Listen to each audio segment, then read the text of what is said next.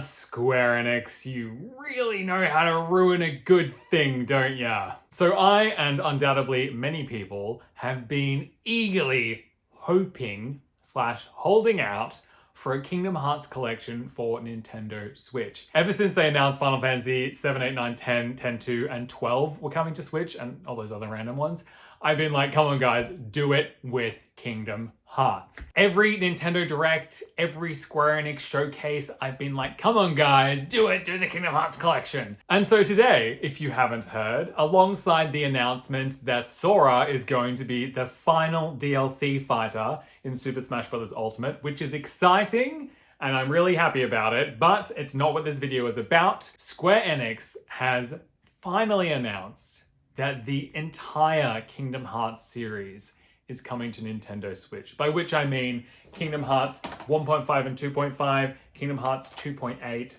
and Kingdom Hearts 3, including the Remind DLC. They're all coming to Nintendo Switch, with one massive drawback. They're releasing them in cloud format.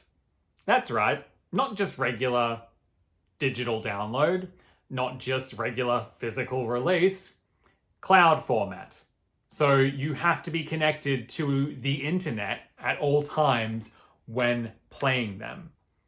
And if you are in Australia, you're probably aware that we don't really do that here because our internet is shit. So the chances of us in Australia actually getting these cloud versions of the Kingdom Hearts series on Nintendo Switch is extremely low, at least for the moment. It would have been annoying anyway, like why release things as cloud games when you could just release them physically? Kingdom Hearts 3 I'll get onto that in a minute, but like Kingdom Hearts 3 makes sense.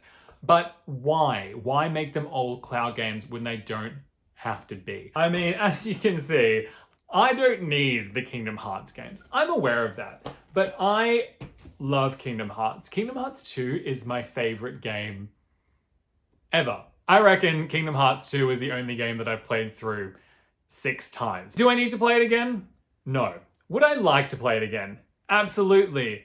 Portably. And I think this is the main thing, like the main draw card of being able to play Kingdom Hearts again, all these titles, is to be able to play them portably. If they can release Final Fantasy X/10-2 HD Remaster and Final Fantasy XII The Zodiac Age on Nintendo Switch, then they should be able to release Kingdom Hearts 1.5 and 2.5 on the Nintendo Switch, at least. So this is all part of the Kingdom Hearts 20th anniversary celebration, by the way. Apparently there's an event, but they haven't said when the event is.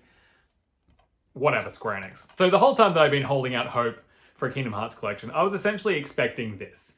1.5 and 2.5. I know that the names are incredibly confusing. Square Enix has a habit of this, so if anyone needs a rundown about what's included in each game, here it is on screen. Check that out, pause the video. Anyway, but because Kingdom Hearts 2.8 features a fragmentary passage, which for those of you who don't know, was originally the tutorial level at the start of Kingdom Hearts 3 before they decided it was getting too big and they took it out and put it in this collection instead. Because a fragmentary passage used the same game engine, the same level of graphics. Realistically, if they wanted to release a fragmentary passage and Kingdom Hearts 3 on the Nintendo Switch, they'd probably need to scale it down. They'd have to do a bit more to it. So I thought, you know what? I'm not holding my breath for Kingdom Hearts 3 or Fragmentary Passage. In my head, I was like, they'll probably release this as a set for the Nintendo Switch and then have Dream Drop Distance as an extra DLC if people want to get that. That, to me, made sense.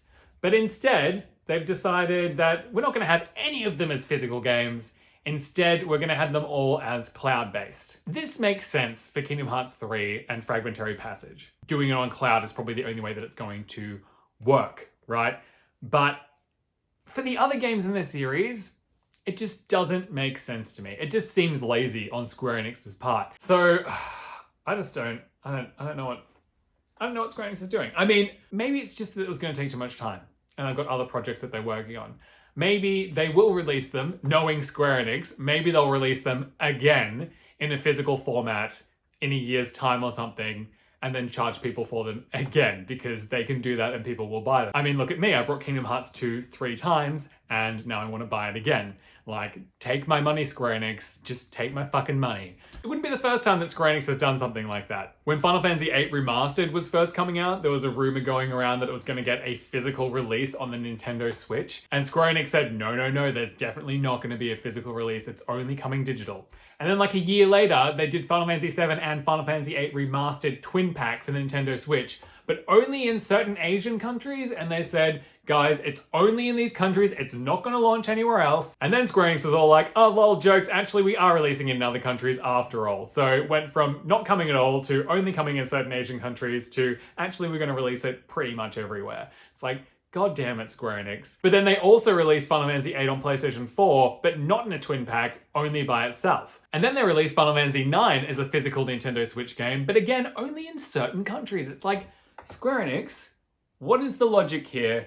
What are you doing? I'm sure I share this sentiment with many Kingdom Hearts fans across the globe, especially in places like Australia that don't have good enough internet to do cloud-based gaming. But look, maybe things will change. Maybe we'll be surprised and they will allow it. But still, I don't want to get the cloud version. I want an actual version I can play offline, because the whole point in getting it on Switch is to have it be portable. If I want to play Kingdom Hearts on the couch, I can play it on the PlayStation. It's also annoying because I've got friends who only have a Switch but have wanted to play Kingdom Hearts properly for a while, and now they just don't get the opportunity to do that. Square Enix has finally brought them to Switch, but in the worst possible way.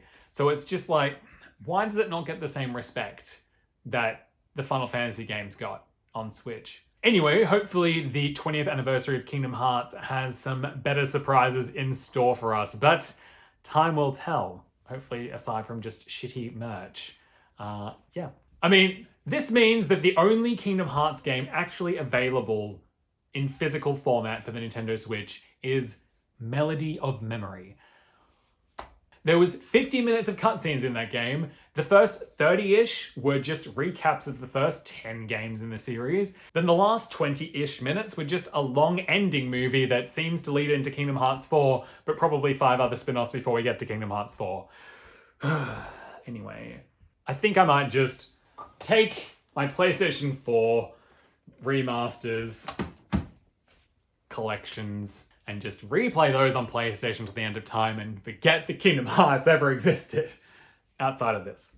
This is the end. It's done. Okay, great.